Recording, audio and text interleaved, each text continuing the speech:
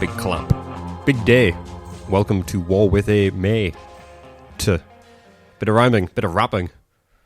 Didn't know you had it in you. And this is a rap. That's a rap. And thanks for listening. Goodbye. Goodbye. Do. Sweet, we can pack this in. Yeah, oh, sweet. What do you want to do with the rest of our evening? Go to sleep. Yeah, that's not a bad shout, actually. Nah, I'm actually good. I've got some energy. Oh, right, okay. Might as well do the pod. Yeah, we could record this one. I suppose so. Could talk about the campaign for North Africa again. If we have to. Yeah, we're always talking about that. So what we've been up to. Playing the campaign for North Africa. Can you be more specific? All right, detective. So we started turn 2 of Graziani's offensive, the 6-turn practice run that we're doing. And we've so far worked through the first little bits and pieces pre-op stage, which includes initiative determination, which we rolled. You had a +3 to the roll. I had a +1. Yep. And it came out 1s and 2s. Unfortunately, I rolled a 1, you rolled a 2, but yep, the mod got me there. It did. Which means you have, unfortunately, got initiative for the entirety of turn 2, which means every op stage you get to pick who goes first. Yes. And you picked... Me for offstage 1. You picked yourself, you smug bastard. How dare you? Yeah. But before that, we got to do some convoy stuff. We did some Axis Naval Convoy stuff. Yes.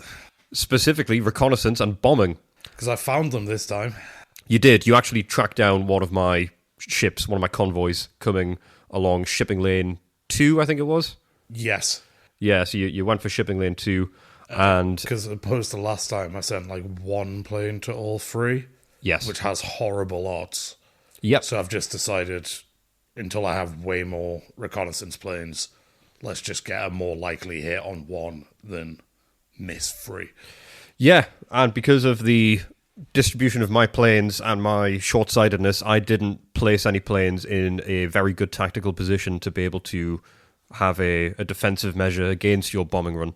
So all I had was the flak, which came from my actual convoy. And because I didn't have a huge amount of tonnage going on in the one that you went for, it doesn't have many flak points. The flak for these ships is determined by taking the tonnage by the thousands, dividing it by the thousands, and then that's the flak points you get. So in this instance, I had 2,500 tonnage, which, when divided by 1,000, give me 2 flak points, which didn't really offset much of what you were dropping in flak suppression. Yeah, I put 6 planes on flak, which worked out nicely because it's for every 3 planes, you reduce a flak point by 1. Yep. So just got that, and then I rolled, hit them with some torpedoes. Yeah, you drop your torpedoes. I had no defense against this, so when you rolled, it was very much up to the mercy of the dice. You could have rolled for a result of anything between 5 and 20%. I think it's in intervals of 5%. Yeah, so, yeah, you ended up rolling the 5%, which is good for James. Meant you only took off 5% of my cargo. It's not the worst thing in the world, but it does... I mean, the thing is, it's not the worst thing in the world. These are huge amounts of resource coming in compared to usual stuff I'm driving around. So that 5% is enough to supply a division for an op stage, realistically. Oh, when cool, it comes to sort of ammunition, possibly, or at the very least, it supplies a bunch of tow points within a division. So it is a material loss for me. Yeah. It's good to know roughly how much that sort of costs you. Yeah. Because this shipping part is you do it all in tonnage, which is different from the supply points. So you've got to times it all out to... Yes, so fuel is 1/8 of a ton. So for every ton you get 8 fuel points. Yeah. Stores are 1-to-1, so a ton of stores is 1 store point. And for ammo, it's 4 tons is 1 ammo point. And I distributed, because these first 2 shipping routes, the first 2 convoys, I had to plan out at the very start of the game. Yes. So this one that you just went for, I planned before we'd started playing anything. I scheduled it then, which means it was divided up very equally between the tonnage. Whereas you'd probably now, I imagine, weigh it heavier towards ammo. So you get less of it per... Yeah, I've redistributed it because I've just done it now. as part of that same segment, right before you did the recon and bombing, I had to plan next turn's naval convoy, and I've done it very differently. I've tried to gear it up. So what I haven't done is put as much tonnage into fuel, because what I do have arriving is far too much fuel. Right. It's a ridiculous amount of fuel. Realistically, I could burn Cairo to the ground with that fuel. That's not a great soundbite, actually. Let's hope nobody tries to get me with that one. I think Coolsville sucks. You just better hope there's not a fire. Oh, God. We're still in the summer months. You know, there is a risk. Yeah. Well, hopefully that doesn't come to pass. So I've distributed that differently. I don't need that amount of fuel. That's just stupid. I mean, I'm looking at over 10,000 fuel points So is that just collectively going coming to in. sit in the Tripoli boxes for the most part? Well, I'm gonna have to use it at some point. Otherwise, I can't really afford to waste resource. I need to do something with it. I guess So- you've probably freed up another turn or two where you could very minimal fuel. Yeah, I might end up just having to reassign some trucks and then just have extra fuel trucks, and that permits for a bit more zipping around. I'm not really sure what I'm going to do with all the fuel, to be honest. I've got a fucking huge surplus of fuel, and I don't know what to do with it. I'm only now just kind of panicking a little bit about how badly I've distributed my cargo. But all in all, I haven't lost too much in this bombing run, which took us on to store distribution, store expenditure, which is my, admittedly, least favourite part of the game. Still is, it would seem. I was expecting it to maybe be a little bit faster than the first time round, because we've done it before. This is still taking me a little bit longer than I hoped. Yeah. I guess for every free op stages, this happens once, Yes, so it'll streamline a bit slower. that's a good point. Yeah, we haven't practiced it as much as the water stuff, and I've got a lot of things that are moving parts. I've had to go back over, make sure I've definitely got the right amount of men, make sure I've adjusted all my tow points, carried them over from previous sheets. I just want to be very sure. And also make sure all of my water has been depleted in the right ways, because when we rolled on the weather table, turns out this op stage, we're having a hot one. It's a hot one. It is a hot one. Fits in with the summer month that we're now in, which is August. It's one of the summer months. It's the last of the summer months. By some definitions, but yeah, I'll give you it. By some definitions. But by the calendar it is. Early fall. It's not early fall. Also, fall. It's what it's called Autumn. in the row. Yeah, but autumn, Yeah, please. No, I'm not. That's good catch. Don't let that slip. No, autumn. And anyone else listening, I know there's quite a lot of US listeners. Please, it's autumn. It's autumn. Not fall. Fall is what the leaves do in autumn. We'll start using the word yawl if you start calling fall autumn. That's it. It's a bit of give and take. Come on, guys. This has to be a partnership. You know, we can't just have one side sapping everything from the other. We need to do a bit of give and take. So we'll give you autumn. You've given us yawl. I think that's fair. So the hot weather's not nice. It's not, because there are a lot of downsides to it, some of which we've only really revisited now, because we read over the weather stuff when we first went over the rules, but we haven't had to look at hot weather again. The only thing I knew for certain was that it affects the water evaporation and fuel evaporation. Yeah, well, you get immediately hit with a 5%, which means all my stuff, because I don't have jerry cans yet, so I Yep. burn 9% per store expenditure, and then this is another 5, so I'm burning 14%, which for some of my things is a lot, because I have too many water trucks already. Well, that's the issue with percentage-based problems, isn't it? It's the fact that it is a percentage. So if you've got a huge amount of water in a convoy, that's a lot of water that's being used up. Feels bad. Yeah, I can't imagine it's great to be you. Mine's only 6% base with the extra 5% surcharge. So yeah, So 11% overall. That's not, yeah, it's not great either, but that extra 4% that you're losing is sort of offset to an extent by the fact that this turn, the start of the turn, I also have to factor in the pasta point. yes, everybody's- which is a water per tow point, is it, of infantry? It's, yeah, every tow point that uses a store has to also use up an extra. Oh, so Water point. even your tanks are... Just infantry. Sorry, Yeah. so the infantry that use up any infantry that do use up the store also use water. Yeah.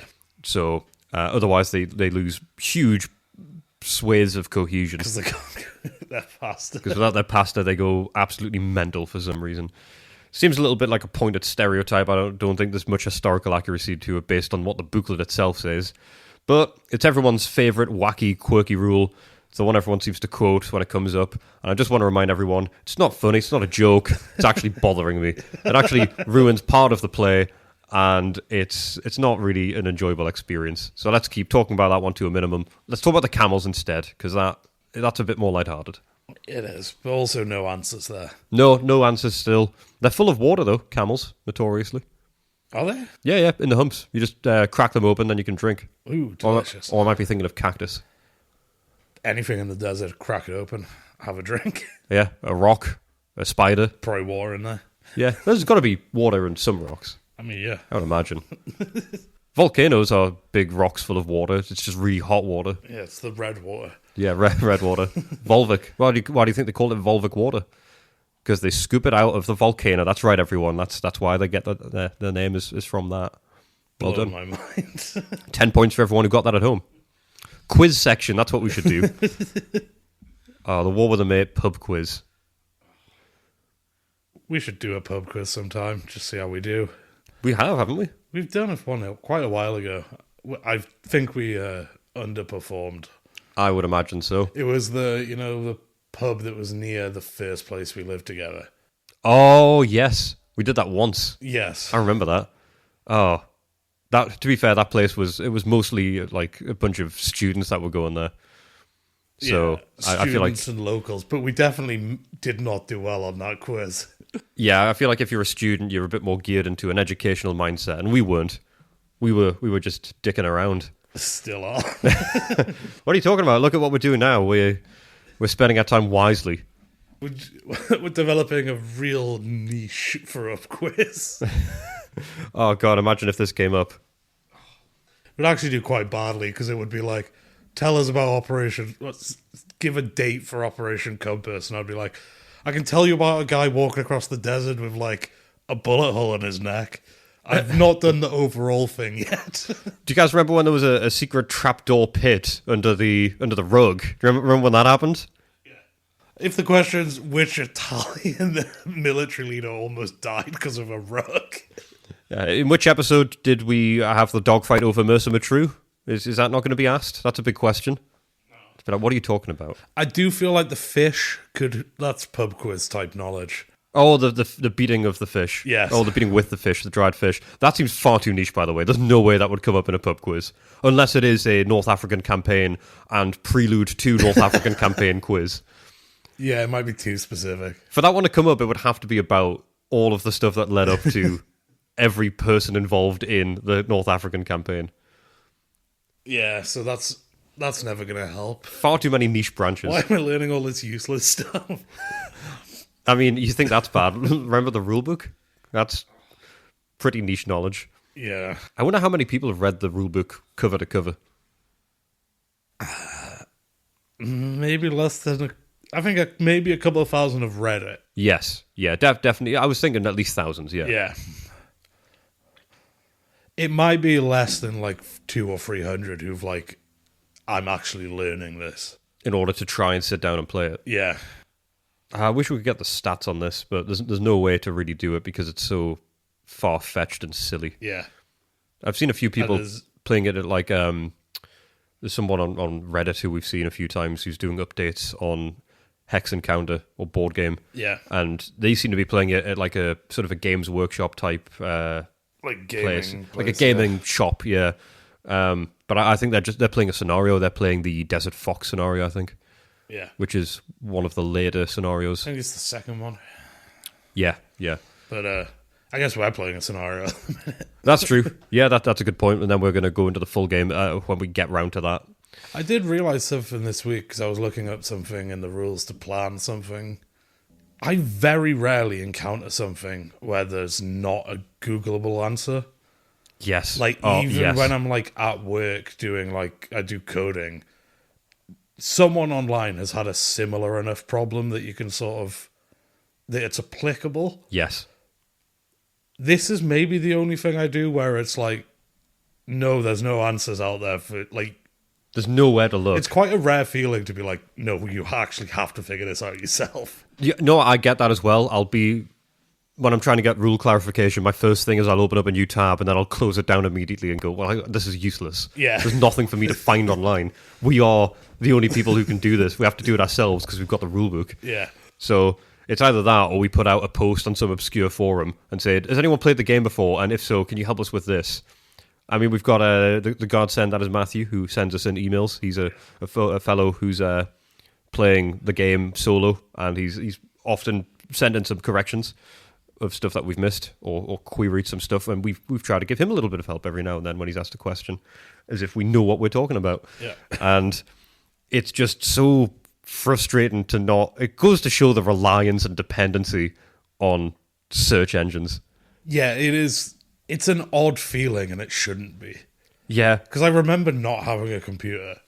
Yes, me too. I was one of the last of my friends to have a laptop. Yeah. I had a big chunky computer at my grandma's house. So I'd go and play on that on Sundays. I'd play Toontown. Remember that?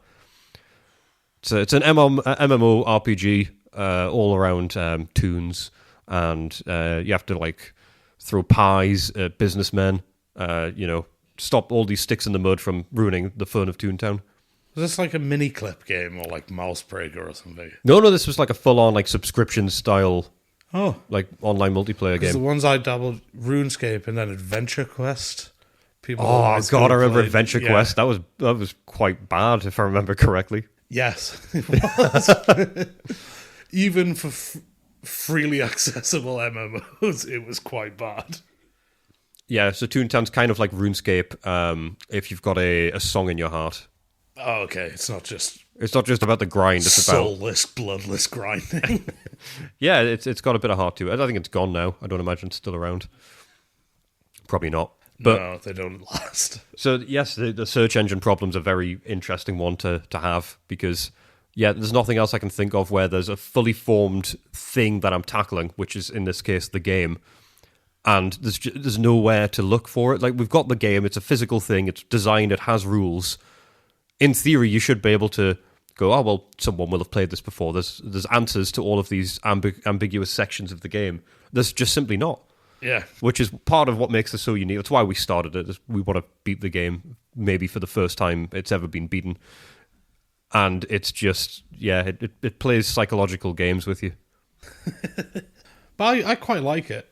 It's a fun challenge. Yeah, I like that we have to actually dig and look into it. There is something there's not. Because normally the thing is shifting out bad information. Yeah. But at this point, I'd like something to be like, that's wrong, but this is queued up something else. But well, the amount of stuff I get now on my social media feeds where it's just a fake AI article, and a lot of it, I get a lot of stuff about Avengers Doomsday popping up now, where it's just an AI generated video of Robert Downey Jr. as Doctor Doom. Yeah. And it'll be like, oh, this image has just been leaked, or this video's just been leaked. And it's just so far-fetched and silly. And it's just loads of actual people, well, a combination of actual people and what I presume and hope to be bots, just falling for it, hook, line, and sinker. And I'm like, come on. There's a line. If you believe in this, what else will you believe? That's insane. Well, boomers can't see the AI thing. Yeah, it does seem to be a lot of that demographic where they're like, oh yeah, this is cool, and it's like, what do you mean it's cool? It's not real. Yeah, I don't know. Do you mean it's a cool recreation of what you think this might be? But it's not actually real. I hope you don't think it's real. But yeah, it's just deeply concerning. The state of the world, Andy. Yeah. Speaking of deeply concerning, I guess. Some of your guys are going hungry, I take it? Oh, God, yes, they are. So a lot of my garrisons are in a state of extreme hunger because of the first turn. You've actually started attrition on some of the garrisons from what you said. I will this turn, yeah. Because I'm partway through the store expenditure, but I've already noted down, I think, 2 garrisons that have been without food for the first turn and are without food again. So I am in a bit of a pickle because they don't have any trucks assigned to them, which means I have no resources. I'm going to have to get trucks to them. And in Op Stage 3, I realise I really, really fucked up my trucking convoys because I did not get them to the places they needed to go with the stores they needed to distribute. So the garrisons are going to be suffering for it. Some of them are not very big garrisons. They're 2 to 3 tour points, some of them. Oh, so they may just sort of evaporate.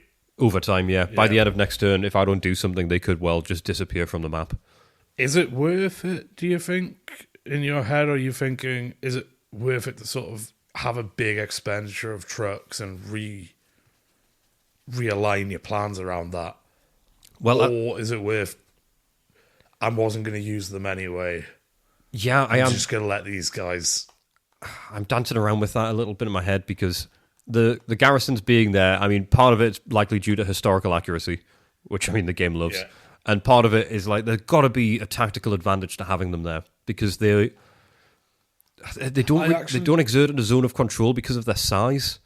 I don't think there is a tactical advantage to having them there. I think when the Italians were in Libya, they were garrisoning towns with sort of 200 to 300 men, and then in the pursuit of historical accuracy, they go down on the thing. Because there's a lot of stuff that's not tactically optimal, but exists. That both sides are doing. Yes, no, you are right. I'm worried that I'm going to have this mentality, let this happen in the scenario, and then when we play the full campaign, we'll get like 20 turns in, you push west, and I'm like, oh, fuck, there was actually a reason for them to be here. So I'm so scared, because I don't think it'll be much of an issue in Graziani's offensive. No. But I do worry that it'll come to the main campaign, and they will play some sort of pivoting role. I guess also with the main campaign, if a unit's eliminated, it's gone forever. Yes. And you can't, like, replacement point it back or anything. Exactly. So you do have to be much more careful, I guess, of, like, if this goes on turn, like, 10 of the actual game, I'm missing it for 100 turns. Yes. And because some of the garrisons are pretty sizable. Yeah. And even they, I think they are going to be hungry. I think there's a couple of them that are a decent size. And so, like, you're looking at maybe, like, 10 to 15 tour points. Yeah. So some of them are actually like a sizable force. They can exert a zone of control. They've got a worthwhile force. One that I could even march out to help bolster some units out in the desert, or even just keep there to bolster defenses along the west. So those ones I'm like, well, I do need to feed them. But the ones where it's like 1 or 2 tour points, or even like maybe 5 tour points, to be honest, I'm like, is it really worth doing that? Or is it more worthwhile marching them off and they just meet up with a truck?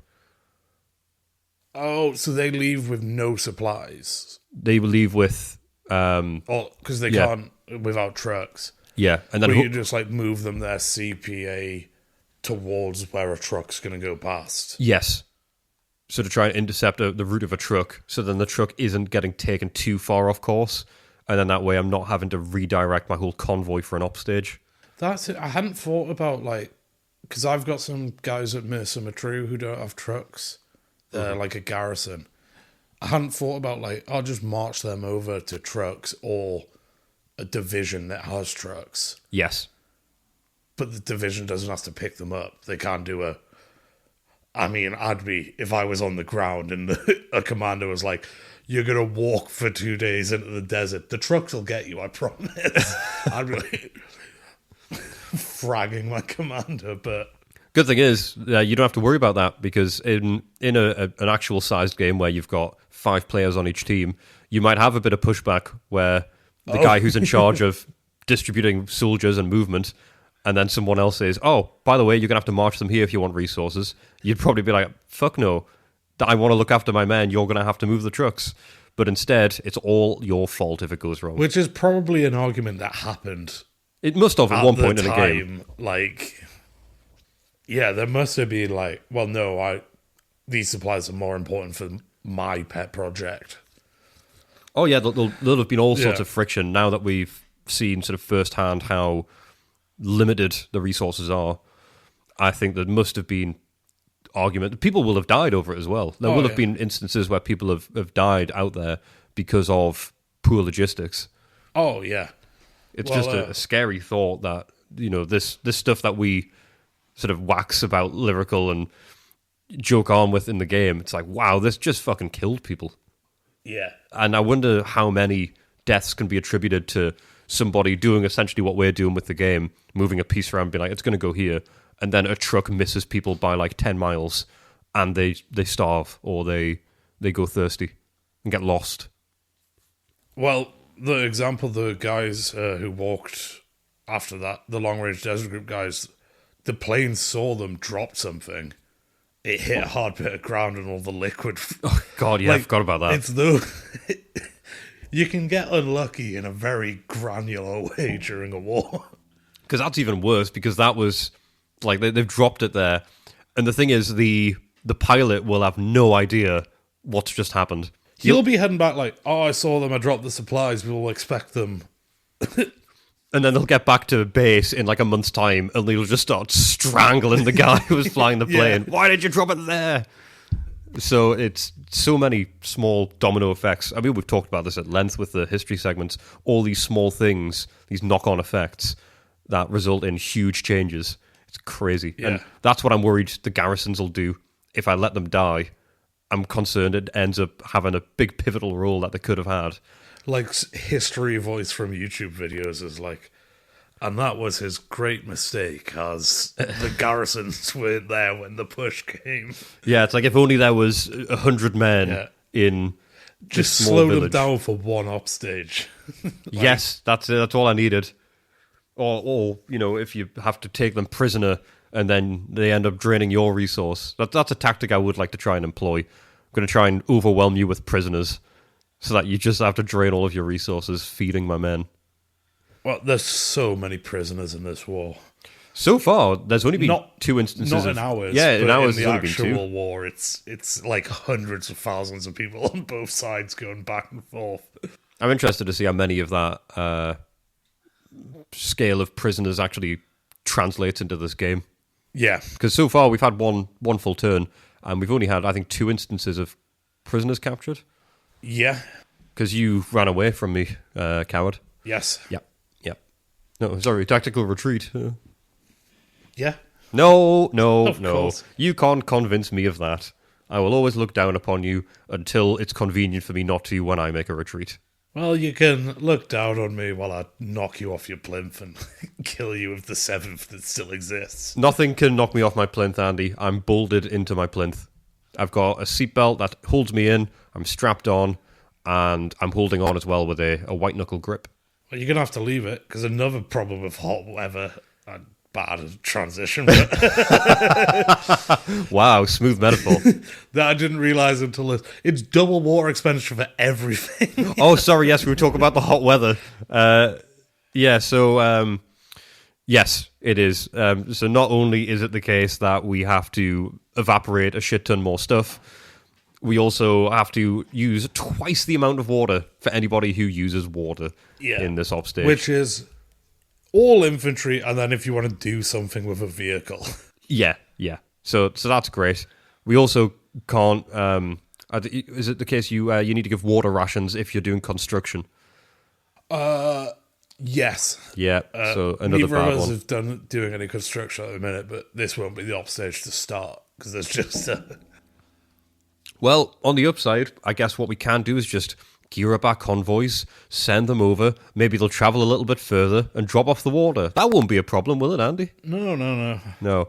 Unless, of course, the hot weather also means that the breakdown table is adjusted so vehicles break down more often during hot weather. That would be terrible. Wouldn't it? That would be a terrible piece of attention to detail. It's making me scared about moving my armoured divisions. Well, Andy, I've got terrible news. Oh, That's exactly what happens. Oh, fuck. Yeah. So vehicles on the breakdown table that you roll on, it shifted one column to the right, which is negative. The bad direction. It's the bad direction. The right is the bad direction. So it means that vehicles are much more likely to break down. Bearing in mind, a lot of tanks are already adjusted 2 columns to the right anyway.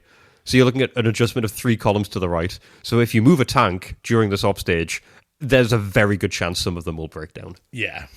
Which is just deplorable. It's horrible. I'm scared to move my tanks, Andy, is what I am. Which is a big problem, because I really wanted to get those armoured divisions moving this turn. You know what? I might just try and force you into a position where you need to move quite far away. with the 7th Armored Division, so they break down bit by bit. There's no tanks left. Just going to get them stuck out in the middle of nowhere. And then I'm going to capture them and use them in an upstage where it's a bit cooler. I would like to get some capture doing. I think I've got 2 guns of yours. Yes. Which you I captured need a couple to guns. refit and get moving.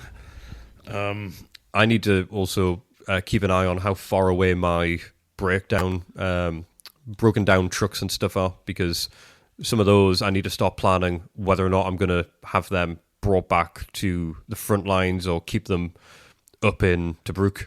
Yeah. Because, there's a lot of stuff on its way to Tobruk from the middle of the map. Oh, the breakdown. All the broken down stuff. Loads of tanks. Yeah. Loads of trucks, some 8 tanks. CPA or 10 or... it's very little. I want to say... I think it's an even number. I think it's either 6 or 8. Yeah. Maybe You're crawling. It's 10. Yes. It's like 3 hexes. 3 X's on... Clear the best terrain. Yeah. So it's not going to be very easy to get them back. By the time they get back, I'm just going to have to play it by ear, see where you are, take it from there. But we're going to be seeing out the pre-upstage stuff, and then when water distribution sorted out, then we're eyeing up some air combat, some air missions. Yes. Do you know what you're doing in Fury? No. Oh, okay. Not going to lie, no. I don't have a very solid plan at the minute for aircraft. I've got a broad plan for this turn overall, but the fact you're going first, I'm just trying to figure out what the best move is with my aircraft. Because I know exactly what I'm doing. Great, that's bad news for me. Yeah. Don't like that at all. Not one jot. I'm going to admit, I caught a little bug for the game last week. I got the map out when we weren't going to play and had a look. Oh, you nerd. I know, it's bad. You big loser. That's not fair, I can't do that. You're not allowed to get the map out without me. Okay. Extra tactician time. Right, I'm allowed to come into your house when you're at work from now on, and I get to look at the map at my leisure. I'll get you a key cut. Just popping around to look at the map. I guess I can't complain. I'm allowed to now. Squatters' rights, baby. Yeah. That's pretty bad news for me if you're spending time looking at the map because you're so excited to do air stuff. Nah, not happy with that. I'm excited to get my boats into play. Oh, for fuck's sake. I have no idea how effective they'll be, but I've been excited about them for a while. Right, I'm going to pull all my men away from the coast. I'm not having this. That's fine. No, it's not. For God's sake, why is war so hard? I don't like this. It feels like every upstage and every turn, there's just a new thing for me to worry about. It's opposition stage. Operation stage. You're the opposition. I don't like you anymore. You know, I do like I like the people who listen better than I like you. Oh, that's fair. Because they're not actively trying to stop you doing things. No, usually it's words of encouragement or some fun facts and information. So we're going to have a little look at that now. We're going to see what you guys have been sending in. The mailbox is on the quiet side at the moment, so if anyone does want to send anything in, we'll probably get to it fairly soon. But for the time being, we have an email in from a second-time mailer. This one comes from Ethan, who says, "Hello, Andy and James. Since I last sent in a dispatch, I have been doing my best to remain subtle, humble, and brave." Well, thank you. I'm glad somebody is, because Andy's not being very, very subtle at the moment. It's very brave of you to look at the map when I'm not here. It's astounding that both they've already reached turn 2 so quickly, and how has it taken more than half a year to reach turn 2 are thoughts in my mind. So congratulations and commiserations for getting this far. I feel the same way, Ethan. They are also thoughts I have in parallel in my head. Yeah, when we were talking earlier, I'd mentioned, I looked through my log of activity, and I'd said that the Schfersen garrison that you captured early on, it was in April. That's when you did that. It's fucking August now. It's nearly September. So it goes on to say, hearing you mention D'Annunzio, it is D'Annunzio, isn't it? Yeah, Gabriel D'Annunzio. Yes, in episode 37, reminded me of an episode of the excellent podcast No Guards, No Mayors, who went over his leadership of the town of Fiume. Yep. Yep, nice, nailed it. In Croatia, which is now Rijeka. My pronunciation is shot, sorry. And given his actions, consulting the stars on a starless night is very much in character for him. If he had become second... Is it Duce? Duce? Oh my god. Yeah. The Deuce. The Deuce. Instead of Mussolini, history would have been much weirder, but it wouldn't greatly affect Italy's contribution to the Second World War. Your most subtle, humble, and brave of servants, Ethan. Well, thank you very much for dropping that in, Ethan. The parallel duality thought of congratulations and commiserations, we feel that as well. So I'm glad it's bleeding through to everyone who's listening as well. And I went and listened saw this and went and listened to that episode about D'Annunzio.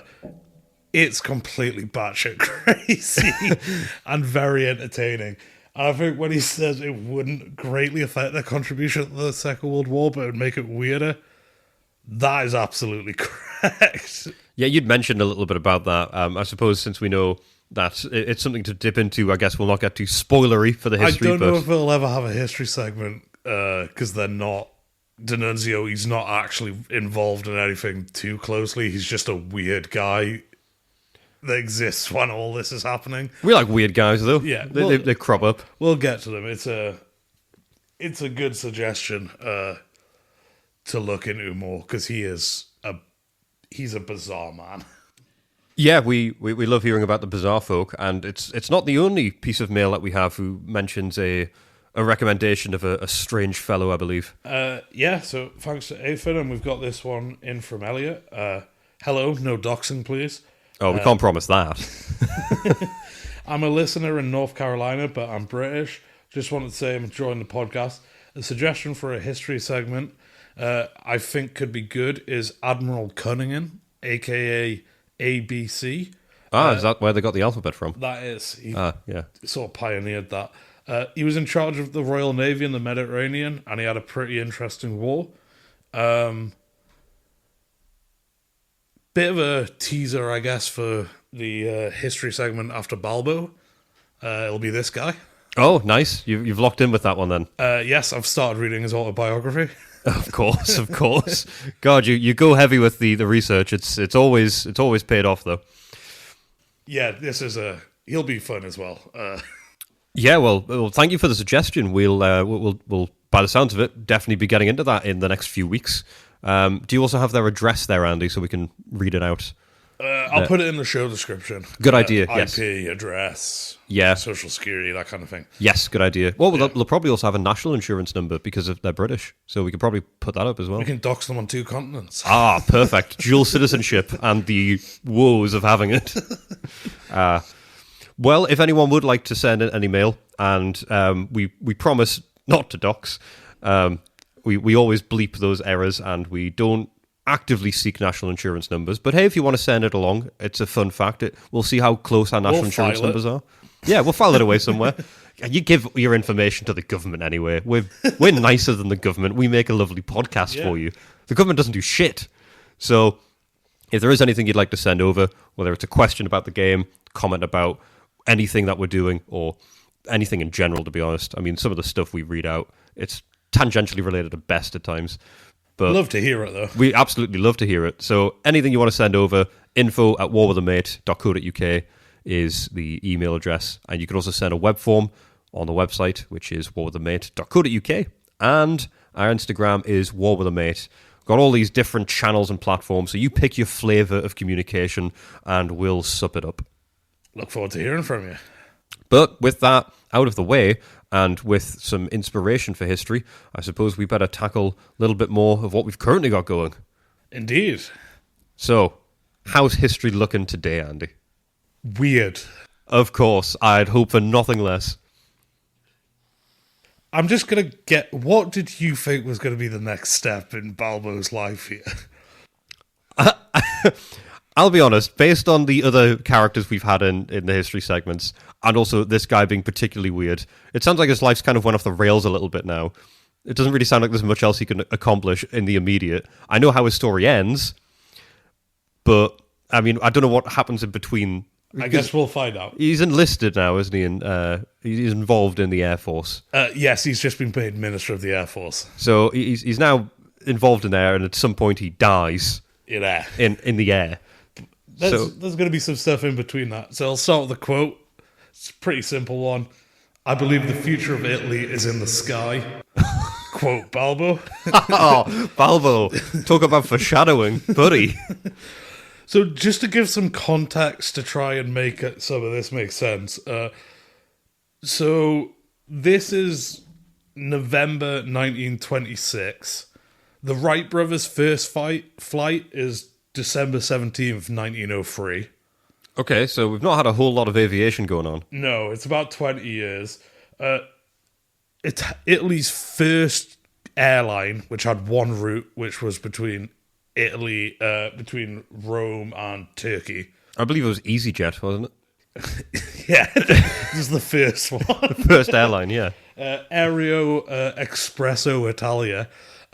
That's founded in December 1923. It begins its first flights in August 1926. So around the time just before he takes it, their first commercial flight happens.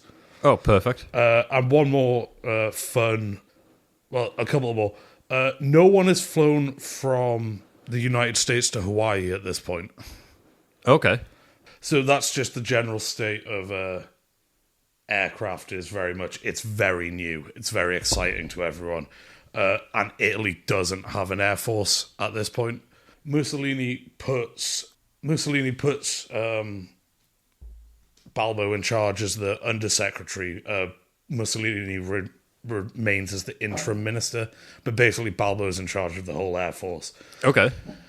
This is kind of a win-win for Mussolini because on one hand, Balbo's great at getting attention for stuff and being a big showman. Yeah. But the Air Force is not really a priority at that point. So his thinking is, I put Balbo in here. He either does a good job and I get an Air Force and a bunch of propaganda, or my rival fails very publicly. Yes, which I suppose one of those does happen. Yeah. So all the planes you're going to have, the air superiority you have in the game at the start of this is because of his work over the next few years. Oh, well, I caught myself nearly saying thank you to him. I'll not do that. Yeah. That seems like a bad one. Also, the thing that's exciting to them is the Air Force is young and being created now. This also happened in Nazi Germany because they were building these things from the ground up under a fascist regime. They were the most fascist created in that mold branch of the military. Okay. So I think for both of them it went Air Force most fascist, then Army, then Navy. By what metric are the most fascist? The most loyal. Oh, right, okay. Most members of the party. Oh, or members. Right, Yeah, okay, yeah. Because it's this new thing, and also they're building it, so they're just we're going to put our people in it. Oh, I guess that makes sense, yeah. So Balbo does his flight training the next year. He'd always dreamed of flying. He tried to leave during World War I to fly. Now he gets to have his go in his plane. And he also creates the City of Air in Rome, which is the headquarters of this new Air Force and the resource center. He also creates the High-Speed Experimental Department, which is based on Armand D'Annunzio's old private seaplane base. Okay. A lot of intertwining tales then. Yeah. This department's given immense resources to win something called the Schneider Cup, which is a seaplane race that's happening annually at this point. Release the Schneider Cup. Yeah. So he has a slightly different view of the Air Force than a lot of people, because at this time, aviators become global celebrities. Amelia Earhart, but the guys who do the first crossings of oceans or the first time to fly a plane to these guys are public figures. Newspapers will be oh, this guy didn't get to take off because the weather was bad. That would be international news. Oh, okay. So they're real big superstars, real big celebrities. Which is why it's such a good propaganda tool. But at the same time, Balbo he finds these these guys annoying, essentially, because they become really famous, and then it's like, oh, we have to cater these guys. So his thing is, I'm going to do formation flying. So most of this is like one plane will go and do stuff. His is like, I'm going to get like 50 planes to fly in formation to do a bunch of stuff. Oh, okay, right. To sort of diffuse the praise, so only he gets it, really. Yeah, he's the conductor of the orchestra. Yeah. And all this works extremely well. The first one is a long-range, multi-leg flight of the Western Mediterranean, like up France, Spain, round the coast of Africa. Okay. And they'll arrive and there'll be like thousands of people waiting to see the planes come in. It's like the Beatles. Yeah. Like, these guys are astronauts almost. Like, I'm trying to think of a comparison, but it's like... Because at this time, this is even before, like... guy gets a suit on to fly a plane, like 50s thing. Yes. This is like guys getting on planes is like, oh wow, these are explorers of this new thing. Yeah, they're pioneers of a new mode of transportation.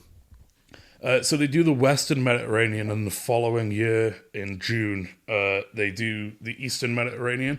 One of the guys who's doing this is a guy called General de Pinendo, who was promoted following both flights and also did a bunch of flights of his own, to the point there's like small monuments of him all over the world as like a aeronaut. Oh, okay.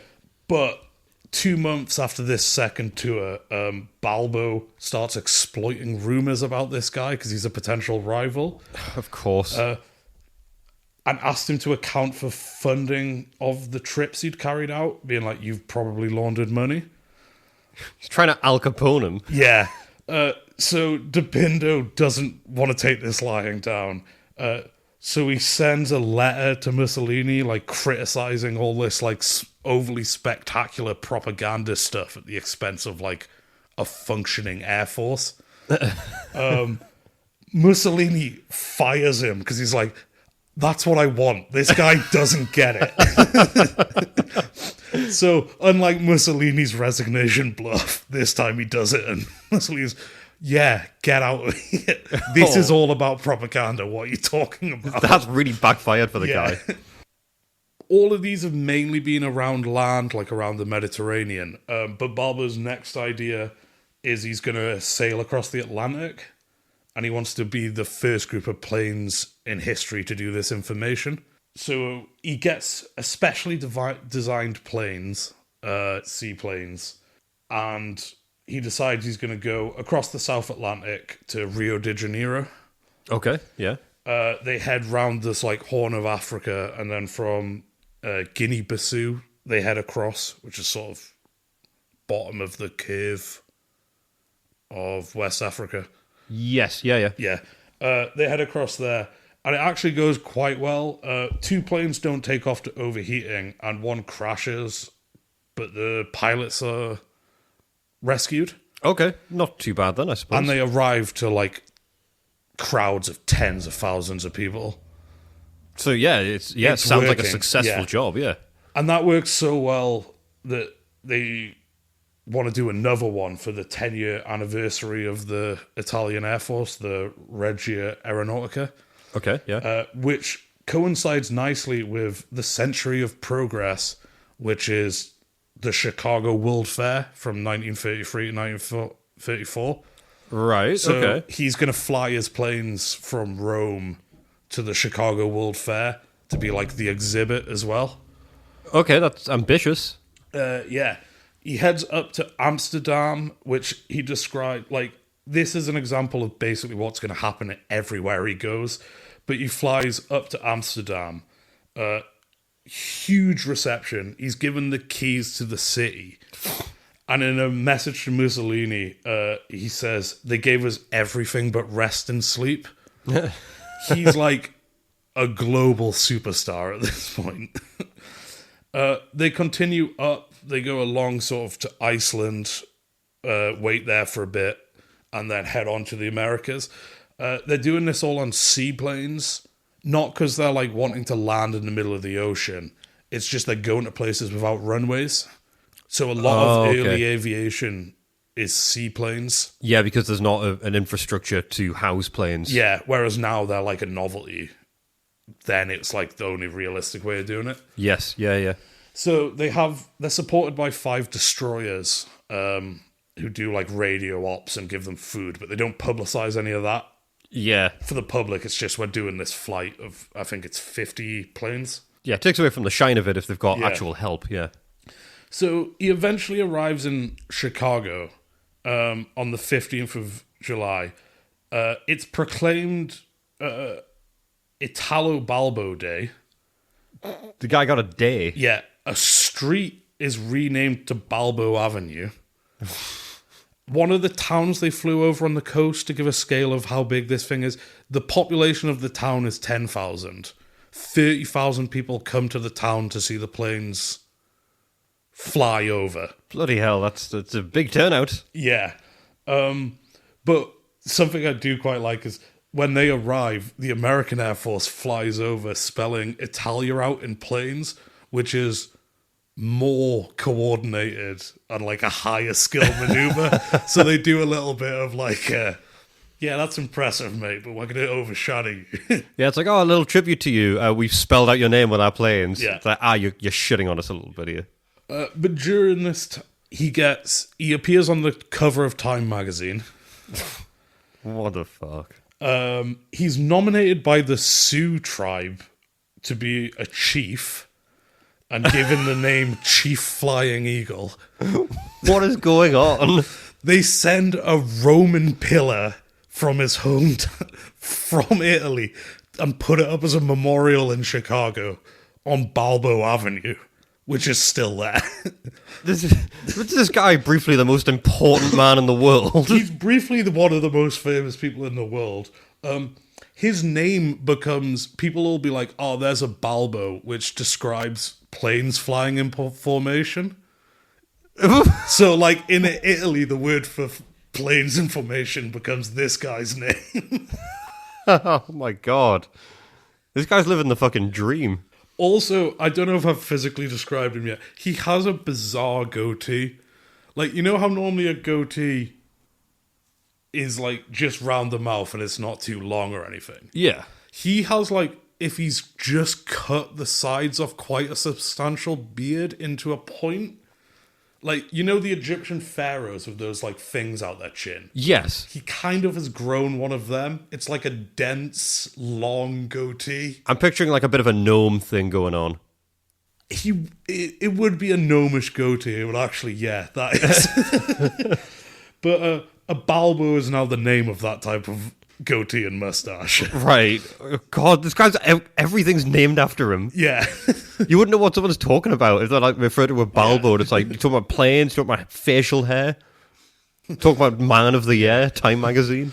So this is all... While this is all happening, Italy, he's also involved in discussions of potentially reshaping the entire Italian military into one branch.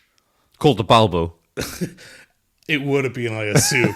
But they're thinking about getting rid of separate, like, Air Force, Navy, and just having one thing. And that ultimately falls through because he's the guy they're, like, gonna say is being in charge of that. And Mussolini's like, no. I'm actually quite sick of this guy. Because this guy is a genuine threat to me. He's publicly disagreed with me. He's internationally popular. He's also popular with our ground force black shirt thugs. It's just a concerning guy for a leader. So, despite doing so, like, well at all of this stuff, Mussolini is like, I need to get rid of this guy. I mean, I understand why he feels threatened. This guy is loved by, I presume, millions. Yeah.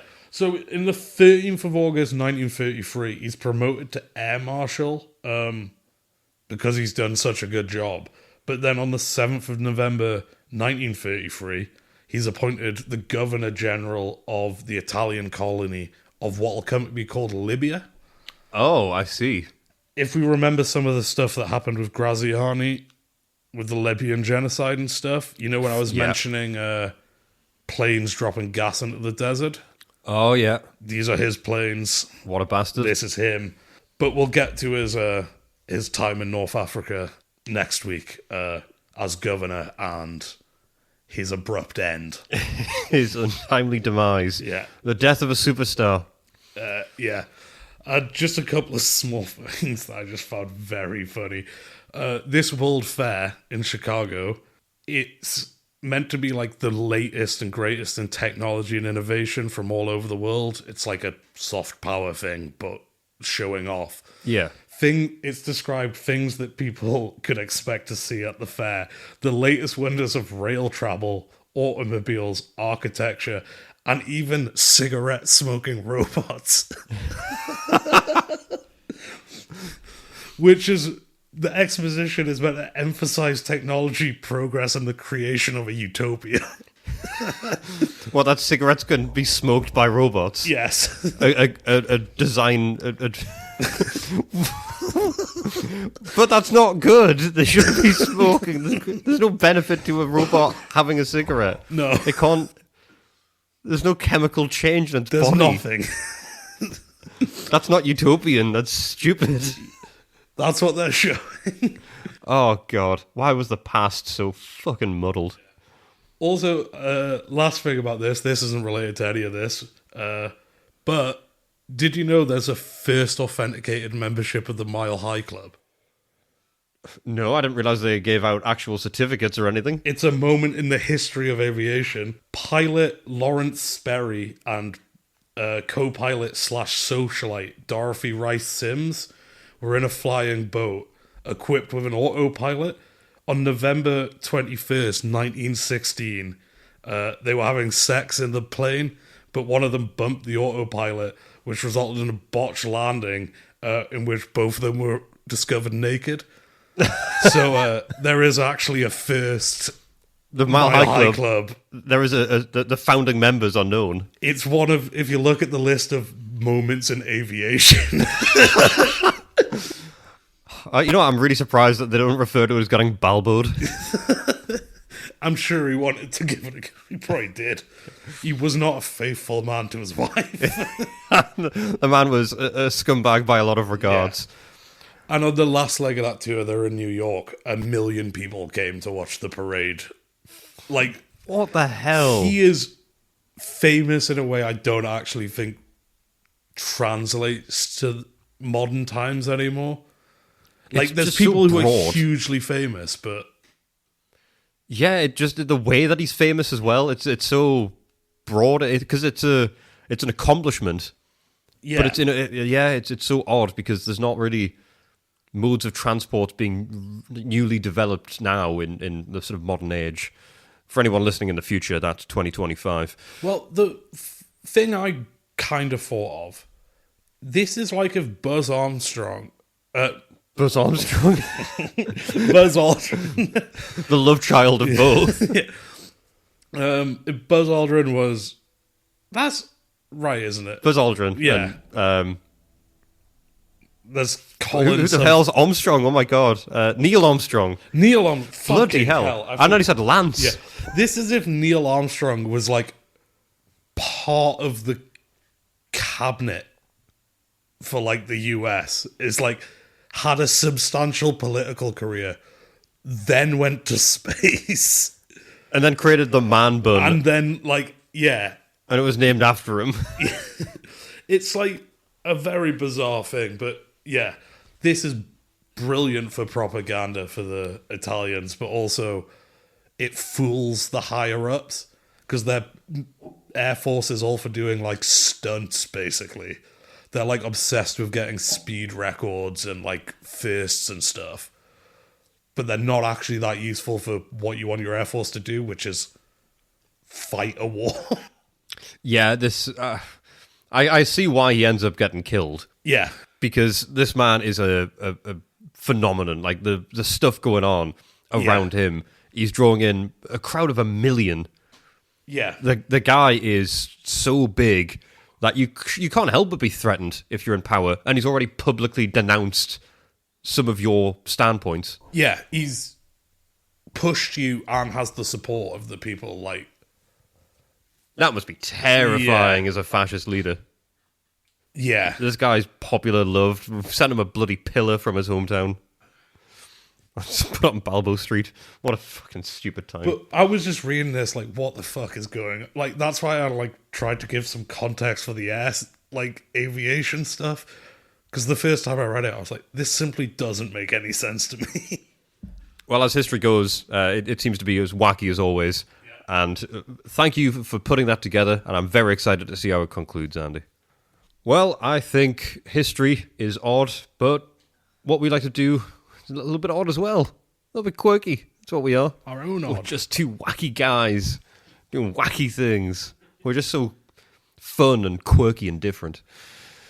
So because of that, I think it's time, Andy, to tap into something that... Just before you do, can I just say the douchiest thing someone's ever said to me? Please? You know this person, I'll tell you who it was afterwards. They earnestly said, I'm the kind of quirky person who should be good at art. I've got a couple of guesses as to who that is. I think I know who this might be. But it's just... No. So sorry. No, I think I know. But we are the quirky people who are good at art. Yeah. And part of that art is that at the end of each episode, we can always come back together. We can get past the hardships of you. I guess you haven't done anything wrong to me in this particular play session, but I am still feeling animosity towards you. Don't smile at me like that. That makes me angry. I know. So, in order to do that, we have to find some common ground.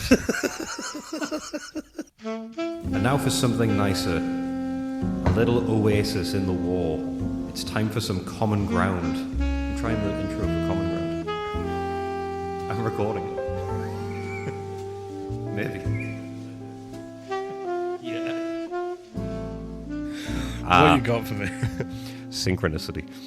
So, my common ground this week, I was having a little bit of thought about different stuff in my life, things I enjoy. Okay. Things that I was like, how can we find a common ground that's going to be less complaining? Because I feel like mine are a little bit complainy sometimes. I get down with some issues, things that rile me up. So I thought, what's nice? And I think we need to start finding more flavors. More flavors? More flavors. Interesting. Is this a new one? Because they did come up with a new... There's a couple options here. Yeah. Because back in my day, when I was growing up, it was sweet, sour, bitter. There was no umami. Where's this come from? Umami?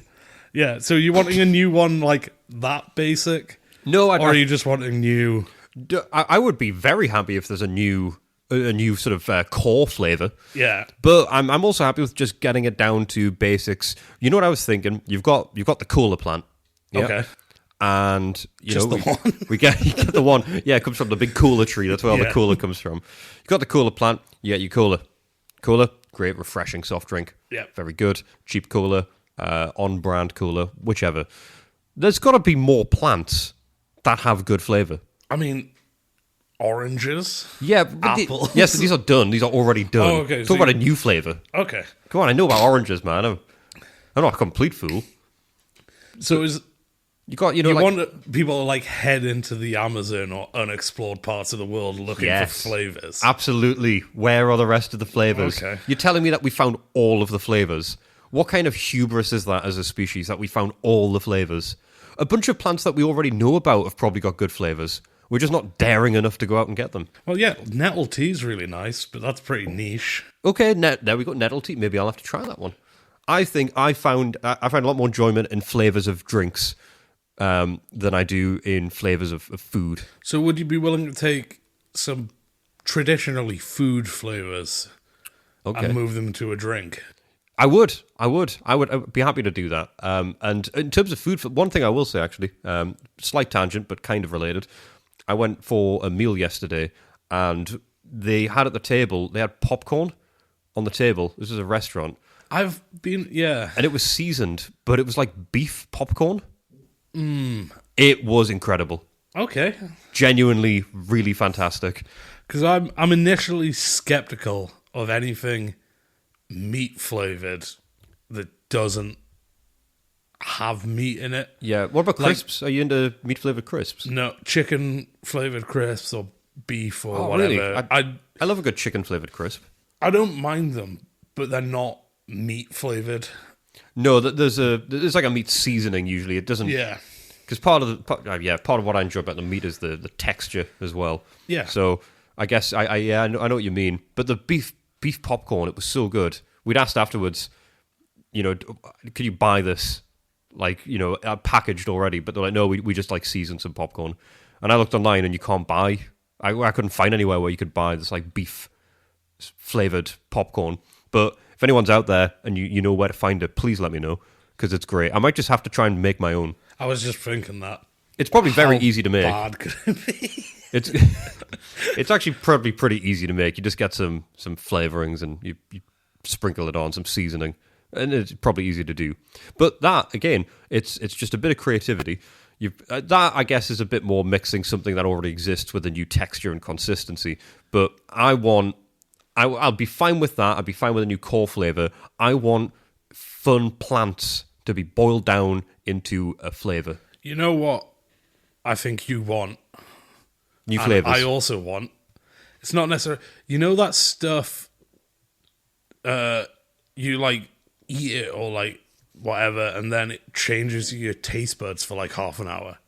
Oh, yes, I've heard about this. I think if you could just have that as a more accessible thing, like if you could have like an energy drink or like a bottle and then you drink that and your taste buds are like different for half an hour, then you can drink that and then everything you've already eaten tastes different. That would be incredible because I'm such a fussy eater.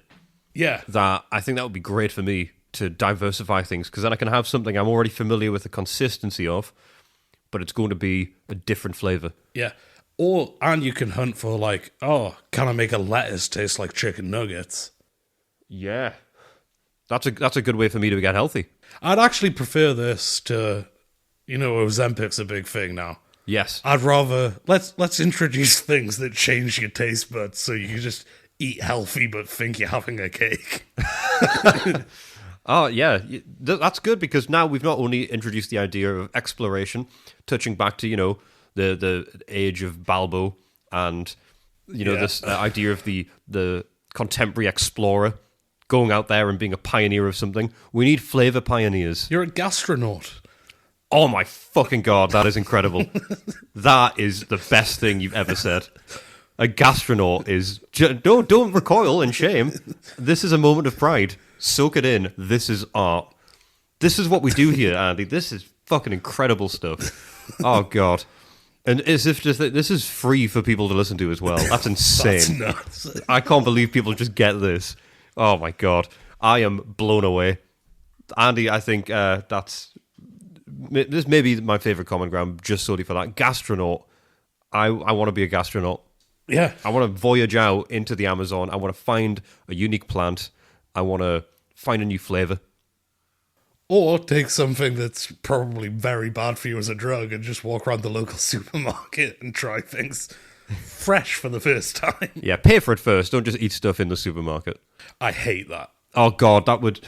when people eat like a bag of crisps and then like, I'll scan it. Oh, we've had this experience. We were at the supermarket with a friend. Do you remember a few years ago? Former friend.